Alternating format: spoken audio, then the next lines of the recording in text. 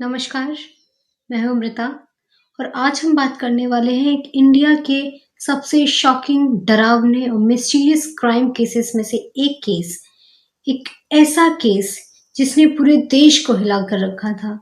एक ऐसा केस जहां बच्चों के बॉडी पार्ट्स, स्केलेटन और ब्रूटल क्राइम्स को देखकर सब शॉक हो गए। ये केस था निठारी केस।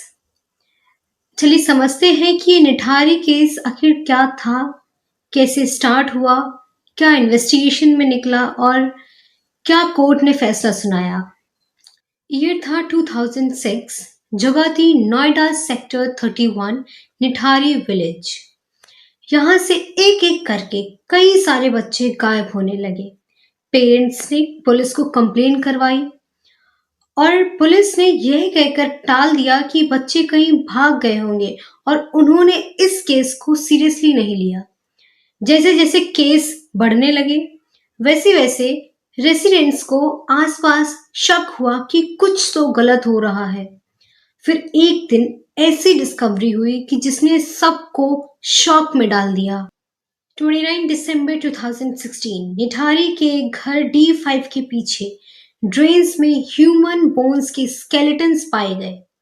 पुलिस ने पहले तो सोचा किसी एक के मर्डर का केस होगा, लेकिन जैसे जैसे डिगिंग हुई 15 से भी ज्यादा ह्यूमन स्केलेटन्स, स्कल्स, कपड़े, चप्पल और भी बिलोंगिंग्स पाए गए। एरिया को कॉर्डन किया गया, फॉरेंसिक टीम बुलाई गई और मीडिया भी पहुंच गई। इन्वेस्टिगेशन के दौरान दो लोगों के नाम सामने आए।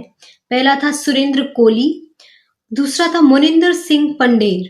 सुरेंद्र कोली जो कि घर का डोमेस्टिक हेल्पर था, जो मर्डर, किडनैपिंग और सेक्सुअल असॉल्ट करने में मेन एक्यूज्ड, और मोनिंदर सिंह पंडेर जो घर का मालिक था, वो कुछ लिमिटेड केसेस में इन्वॉल्व था।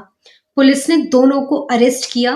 सुरेंद्र कोहली ने इंट्रोगेशन में डिटेल्स कन्फेस की, जैसे कि किडनैपिंग, मर्डर करना और तो और बॉडी को ड्रेन्स में फेंकना और तो बच्चों को मार कर खा जाना।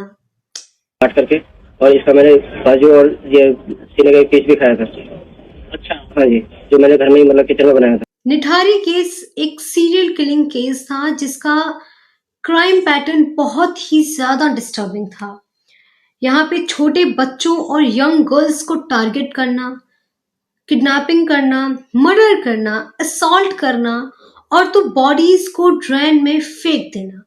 फॉरेंसिक रिपोर्ट के मुताबिक ये स्केलेटन काफी पुराने थे, मतलब ये कुछ महीने या फिर कुछ साल से चला आ रहा था। यहाँ तक कि रिपोर्ट्स में कुछ एलिगेशंस भी उठे हैं, लेकिन इन्वेस्टिगेशन में इसका कोई सॉलिड प्रूफ नहीं मिला। फिर भी केस इतना ग्रीसम था कि लोगों ने पुलिस से लेकर सिस्टम तक सब पे क्वेश्चन किया। इस केस में पुलिस की सबसे बड़ी नेग्लिजेंस सामने आई है कि लोगों की बात ना सुनना, मिसिंग कंप्लेंट ना लिखना और इन्वेस्टिगेशन में डिले करना। अगर उस टाइम पुलिस केस फाइल करती और इन्वेस्टिगेशन करती तो शायद ही आज इतने डेथ्स नहीं होते। फिर बाद में ये मैटर सीबीआई को ट्रांसफर कर दिया गया। सीबीआई ने इन्वेस्टिगेशंस में डीएनए मैचिंग, फॉरेंसिक एनालिसिस और विक्टिम की आइडेंटिटीज कंफर्म की और फिर उन्होंने बताया कि ज्यादा मेजर के क्राइम्स सुरेंद्र कोहली ने किए हैं। पंडेर की इन्वॉल्वमेंट बहुत ही लिमिटेड केसेस में थी। सुरेंद्र कोहली के अगेंस्ट एविडेंस बहुत ही स्ट्रांग था। Confession, forensic proof, clothes, witness statement सब कुछ मैच करता था। अलग अलग कोर्ट ने अलग अलग फैसले सुनाए। सुरेंद्र कोहली को मल्टीपल डेथ स्टेटमेंट मिले। मोनिंदर सिंह पंडेर जो कि कुछ केसेस में गिल्टी था, कुछ केसेस में एक्यूटेड था। ईयर्स के लीगल बैटल के बाद भी निठारी केस इंडिया का एक लैंडमार्क क्रिमिनल केस बना रहा। इस केस ने देश को 3 रीजन से शॉक में डाला: बच्चों को टारगेट करना, क्राइम का ब्रुटैलिटी लेवल और पुलिस का लगातार नेग्लिजेंस। अगर टाइमली एक्शन होता तो बहुत सारी जिंदगियां बच सकती थी।